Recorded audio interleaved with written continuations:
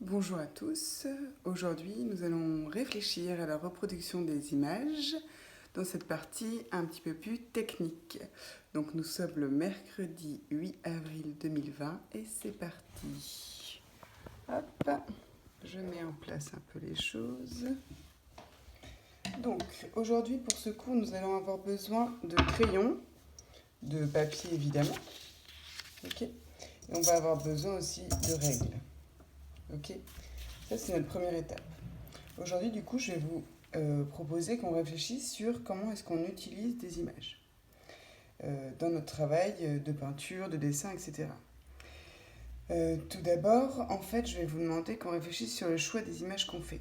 Si par exemple, on utilise des images d'Internet, on va vite se rendre compte qu'en tapant bateau sur Internet, on va se retrouver avec exactement les mêmes sortes de bateaux.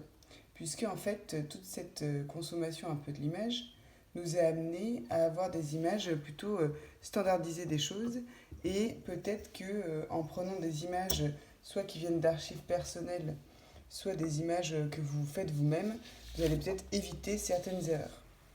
Ça, c'est la première chose. Souvent, je conseille aux élèves, etc., d'utiliser ou de faire des photos par eux-mêmes pour réussir comme ça à peut-être trouver une sorte de singularité dans leur travail et peut-être se trouver un peu plus, puisque dès qu'on fait le choix d'une image, je vais prendre une image comme ça par exemple, dès qu'on fait le choix d'une image qu'on peut trouver, peut-être qu'on va avoir de l'intérêt pour ça, peut-être qu'elle n'est pas cadrée de la même façon, qu'elle fait appel à un souvenir, etc. Bref, elle a plus de vie qu'une image tout à fait standardisée qu'on trouverait sur Google. Du coup, je vais plutôt vous encourager à prendre des photos.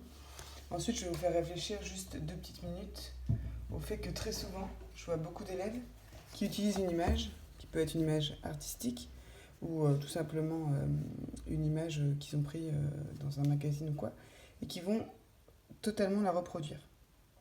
Alors, je vais juste attirer votre attention sur quelque chose d'important.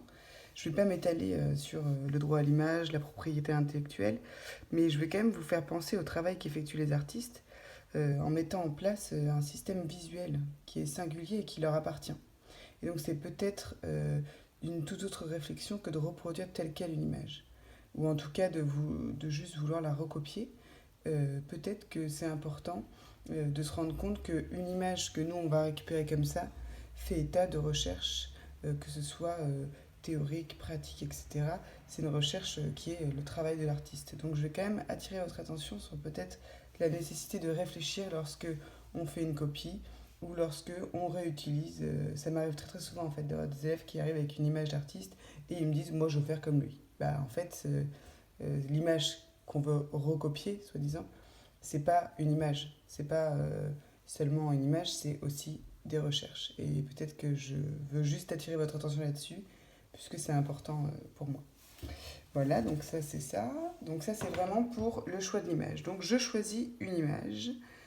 Cette image, je vais décider que je veux la reproduire. Donc on va dire, bon moi j'ai pris dans un magazine parce que je n'ai pas d'imprimante. Du coup j'ai pas pu faire exactement ce que je voulais. Je choisis cette image sur un magazine et je veux la réutiliser dans mon travail. Je vais avoir plusieurs possibilités. Tout d'abord, je vais pouvoir justement juste la reproduire un peu au feeling. Donc je vais prendre une feuille, hop, et je vais essayer comme ça de reproduire un petit peu ma tarte comme ça. Je vais regarder comment elle est faite. Je vais regarder, hop, je suis désolée, je regarde en même temps, je suis à l'envers, c'est pas tout à fait évident. Hop, et je vais venir au feeling, peut-être reproduire ma tarte avec des effets qui me plaisent, etc., etc. Mais ça va plutôt être une espèce d'inspiration qui va m'amener comme ça à faire mon basilic ici, hop, comme ça. Là, je vais rajouter comme ça. Mais qui va m'amener à faire un choix un petit peu plus, on va dire, détendu, ou qui va en tout cas plus faire appel à cette espèce d'inspiration qui est en fait une reproduction à main levée. Donc ça, c'est assez important, c'est notre première étape, la reproduction à main levée, puisque on peut reproduire sans les règles de la proportion. Il n'y a pas de nécessité absolue de réussite dans l'idée de produire quelque chose. L'idéal, souvent, j'ai beaucoup d'élèves qui veulent absolument reproduire parfaitement quelque chose. L'idéal n'est que celui que vous vous imposez. il n'y a pas de façon de faire les choses, en tout cas d'attente, mis à part celle que vous recherchez. Et souvent, justement, j'explique à mes élèves qu'il y a plusieurs moyens de reproduire une image. Il y a ce qu'on appelle un épiscope. Je vais vous montrer le mien. Alors, je sais pas, j'ai pas tellement testé s'il passait sous. Hop. Mais un épiscope, c'est ça. Voilà, un épiscope, c'est ça. Du coup, on met en dessous de l'épiscope comme ça l'image. Clac. On appuie sur le bouton. Clac. Et en fait, là, elle est projetée avec une lumière directement sur la feuille. Ou le tableau, etc. Ça, c'est un épiscope. Ensuite, vous allez pouvoir aussi utiliser une vidéoprojection.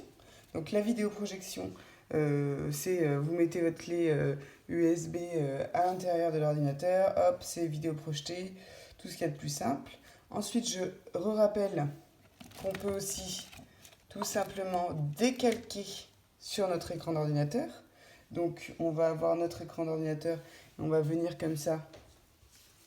Hop, on a notre écran d'ordi.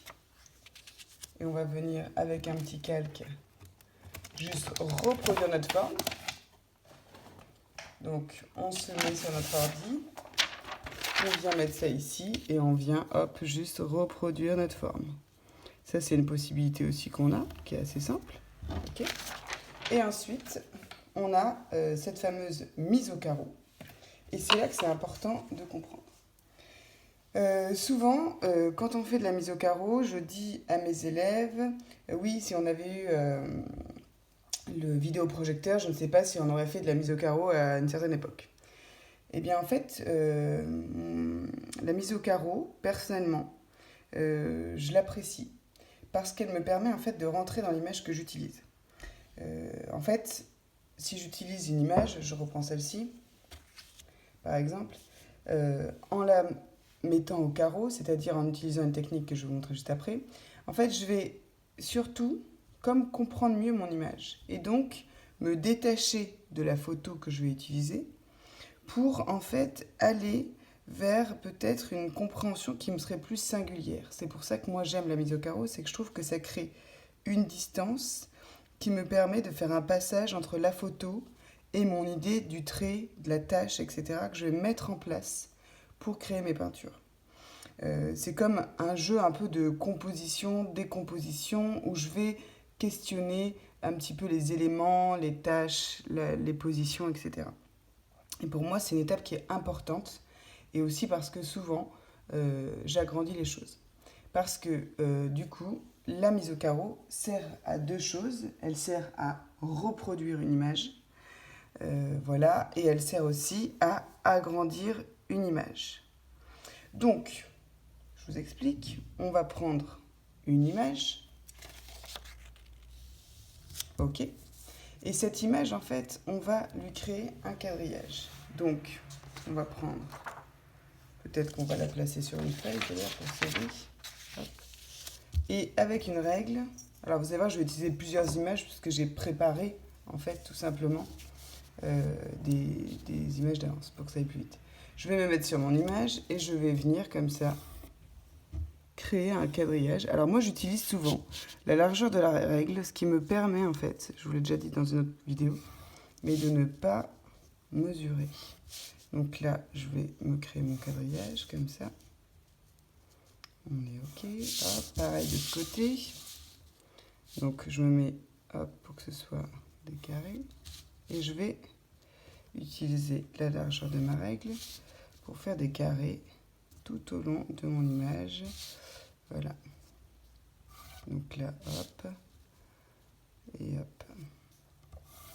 Donc, ça, ce serait mon premier quadrillage sur l'image. Ce qu'il faut comprendre, c'est que ce quadrillage, en fait, il est une manière, en fait, qu'on utilise pour créer un système de référence sur l'image. C'est-à-dire que juste avant de créer cette grille, l'image, c'était des couleurs posées, des formes posées. Et là, en fait, on vient de donner à l'œil une structure visuelle pour bien regarder l'image et pouvoir ainsi la reproduire. Donc l'œil, il va pouvoir s'attacher aux points et aux carreaux pour pouvoir placer les éléments de manière identique. Ça, c'est la première chose. Ensuite, on utilise ça. Dans certains cas, les gens, en fait, effectivement, utilisent les diagonales. Ça, c'est pour avoir un peu plus de, si vous voulez, de détails, puisqu'en fait, on aura un système, si vous voulez, de mesure et de reproduction qui sera plus précis, puisqu'on pourra encore plus, visuellement, s'attacher à des détails, puisqu'on a un système qui est plus précis.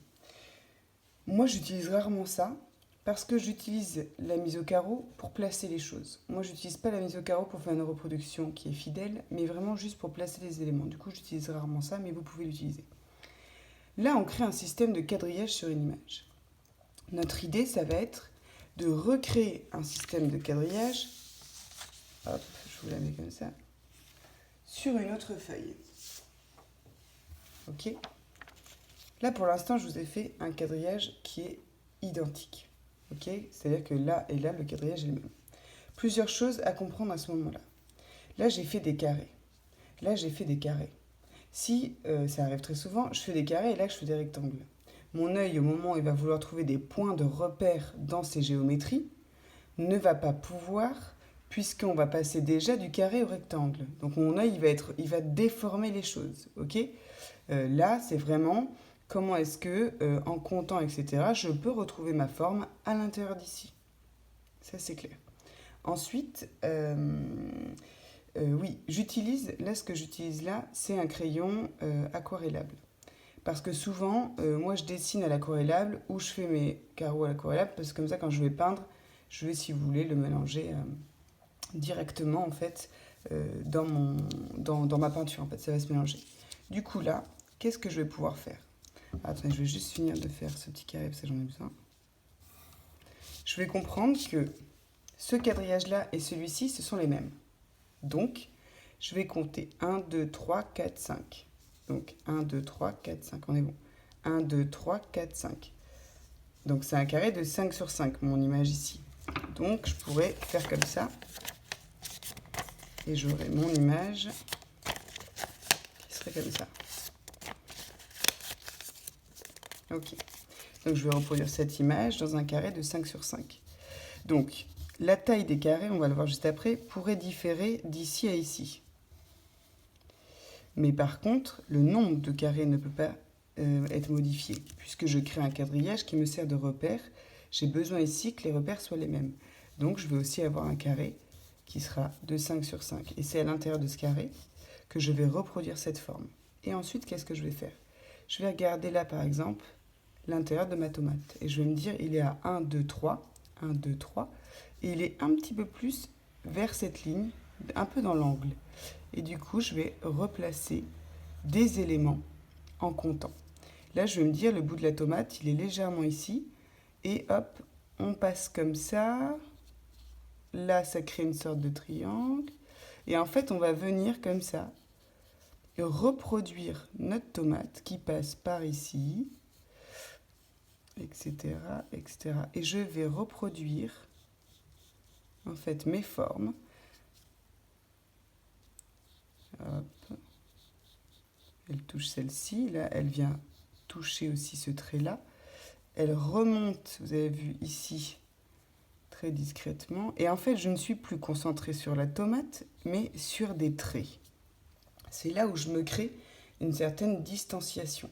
Puisque, en fait, je ne suis plus concentrée sur la tomate, mais un arrondi que j'essaye de recréer et me rendre compte qu'il arrive ici, il repart ici, il touche légèrement le bord, et là, je vais avoir un autre arrondi ici qui sort légèrement même.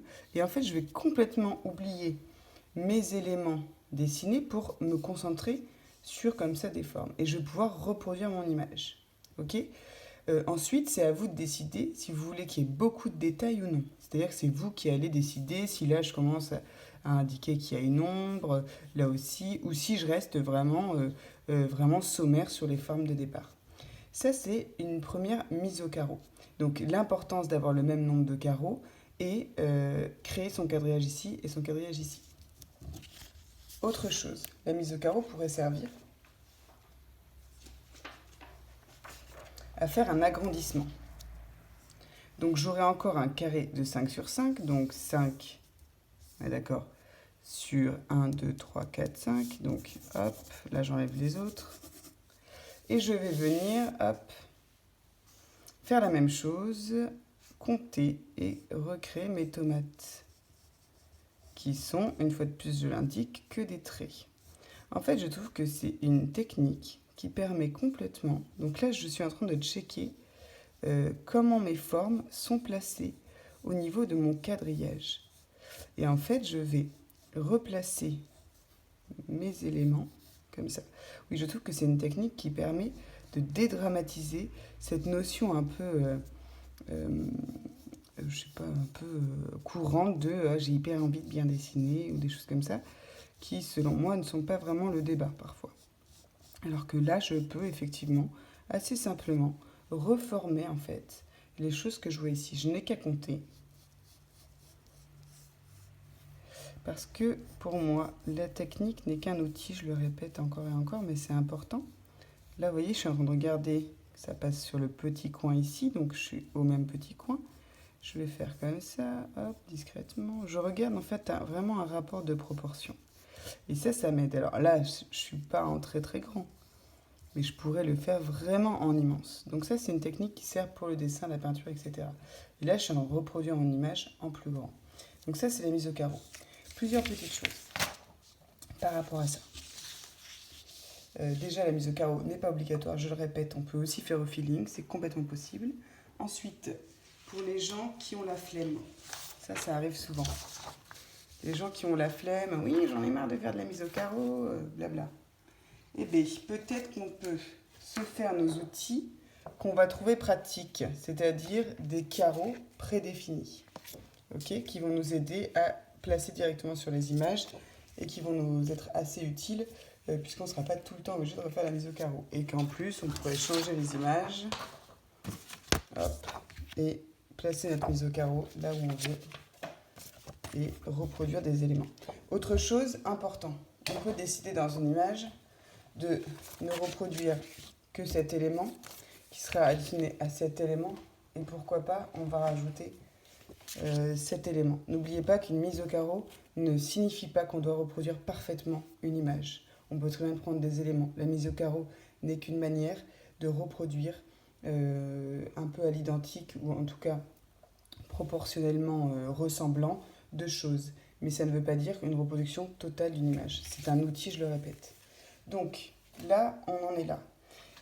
Ensuite, pour les gens qui n'ont pas d'imprimante, etc., parce que c'est le cas aussi de certaines personnes qui n'ont pas d'impression de photo, vous mettez une fois de plus votre ordinateur avec votre image et il suffit de venir scotcher une petite grille que vous allez dessiner sur un petit...